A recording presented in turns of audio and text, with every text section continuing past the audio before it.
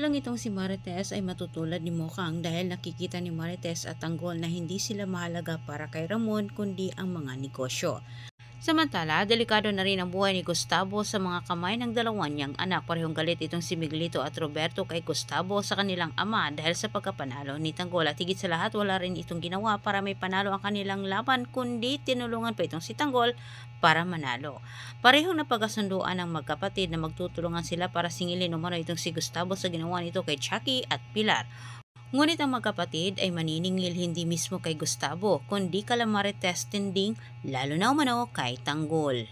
Samantala, handa namang kalimutan ni Ramon itong si Tanggol bilang isang Montenegro dahil sa kanilang natuklasan na trinaydor sila ni Tanggol ng palihim. Sumiklab sa galit itong si Ramon matapos itong nabisto itong si Tanggol kahit si Julio ay hindi mapapatawad ang kanyang apo. Hindi rin niya ito matanggap.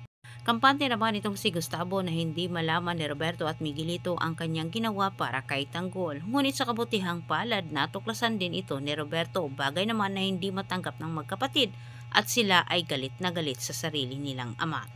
Nawala itong si Marites at alam ni Julio na itinago ito ni Olivia, ngunit siya nakipagsabuatan sa kanyang anak. Walang balak itong si Julio na sabihin kay Tanggol na sa mga kamay ni Olivia itong si Marites. At dahil sa ginawa ni Tanggol kay Ramon, wala din itong ginawa para hanapin itong si Marites. Ang pinaghihinalaan nila ni Tanggol ang dumagit kay Marites ang mga gerero.